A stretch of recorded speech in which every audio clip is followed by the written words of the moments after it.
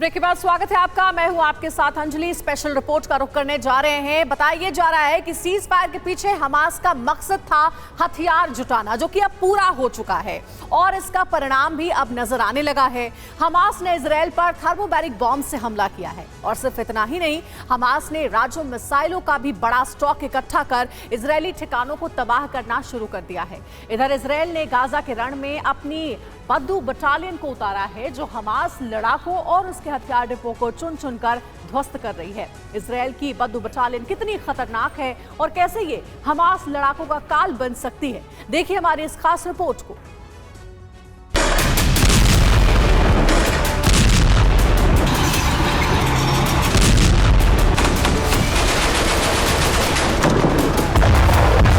اليوم الاتجاه وصل وانتم كفار حماس.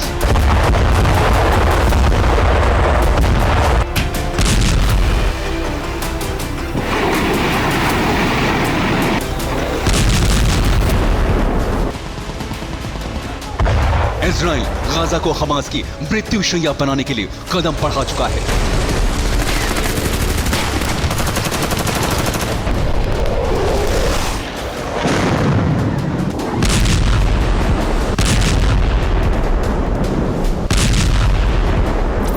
तो Hamas Israel को तहराने के लिए पूरी तरह रिचार्ज हो चुका है।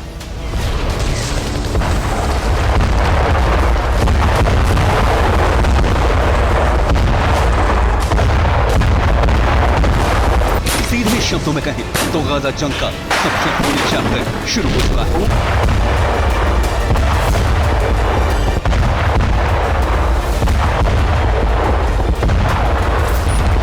एक ऐसा दौर जो 7 अक्टूबर से जारी इस रण में कभी न भूलने वाली रक्त चरित्र कथा लिखने वाला है।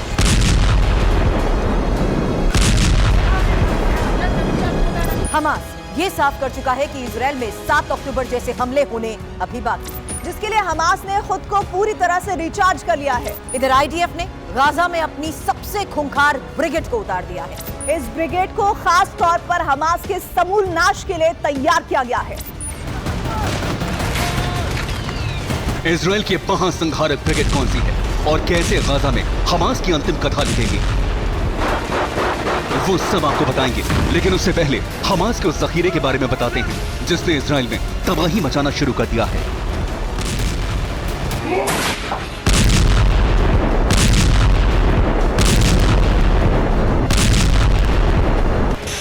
थर्मोबैरिक बम, राजुम मिसाइल सिस्टम,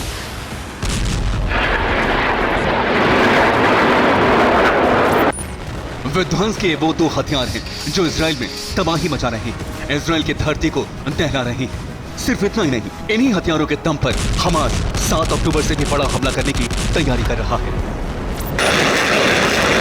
धमाके के साथ धधकता हुआ आग का गोला, हवा में दहकता हुआ बवंडर, हवा को जलाने और इंसान को तड़पाने वाले इस बम का नाम है थर्मोबैरिक बम, जिसके हर ब्लास्ट के बाद जमीन कांपने लगती है।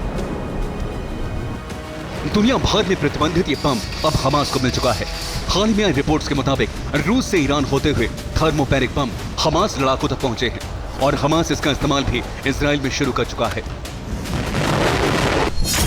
दावा है कि हमास ने इजराइल पर थर्मोबैरिक बम से हमला किया है। यह बम शाहिद 136 ड्रोन से इजराइल के एक शहर पर गिराया गया।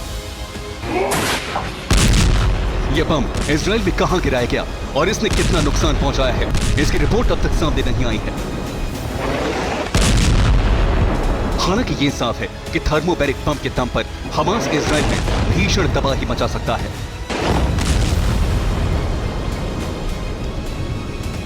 इधर हमास ने राजूम मिसाइल सिस्टम का नया स्टॉक तैयार कर लिया है। ये वही मिसाइल सिस्टम है जिसे हमास ने 7 अक्टूबर को हमले के दिन इस्तेमाल किया था। राजुम मिसाइल का स्टॉक रिचार्ज होते ही हमास की अल कस्साम ब्रिगेड ने इजराइल पर भीषण हमले शुरू कर दिए हैं। बीते 24 घंटे में कई बार हमास इजराइल पर राजुम मिसाइल दाग चुका है। हमास का दावा है कि उसने किबुत्ज में 200 से ज्यादा मिसाइलें दागी हैं। सबसे ज्यादा हमले किबुत्ज के जाकिम में किए गए। जाकिम में इजरायली सेना के कई ठिकाने तबाह हो गए। अर्नाजुब मिसाइल सिस्टम को हमास ने गाजा में ही तैयार किया है।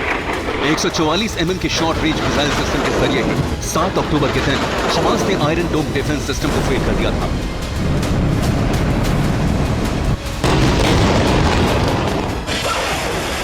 इन मिसाइलों का बड़ा जखीरा एक बार फिर तैयार होते ही हमास ने इजराइल पर भीषण वार शुरू कर दिया है।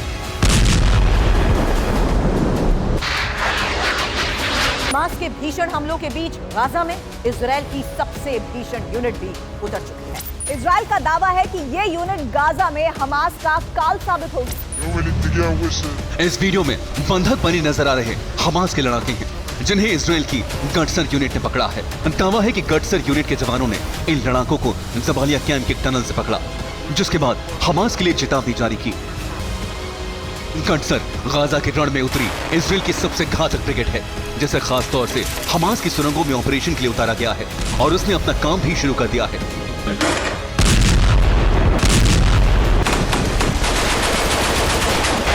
गटसर ब्रिगेड के जवान चुन चुनकर हमास के लड़ाकों को टारगेट कर रही हैं, उन्हें मौत के घाट उतार रही हैं।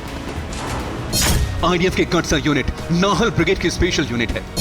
साल 1980 में इसकी स्थापना की गई थी। यह खुफिया इनपुट इकट्ठा करने में माहिर है।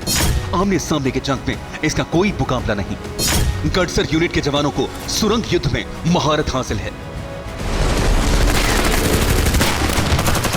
इजराइल की गटसर यूनिट में 2000 से ज्यादा जवान मौजूद हैं। खास बात यह है कि इस यूनिट में शामिल होने वाले जवान यहूदी नहीं, बेडोइन होते हैं। दरअसल 1945 से पहले बेडोइन खाना बदोशों की तरह जीते थे।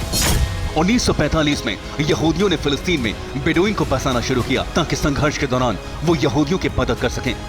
1948 से 1949 में अरब इजराइल युद्ध के दौरान बेडोइन ने अरब देशों के खिलाफ युद्ध लड़ा।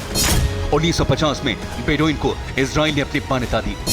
इजराइल में बेडोइन की आबादी 2,10,000 से ज्यादा है। इजराइल की स्थापना के वक्त से ही बेडोइन इजराइल के लिए लड़ रही है। ये सीमा की सुरक्षा से लेकर इजराइल के खुफिया ऑपरेशंस तक को अंजाम देते हैं।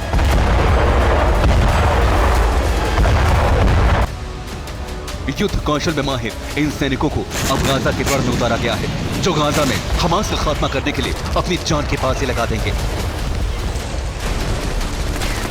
हम फिर रिपोर्ट TV9 भारत।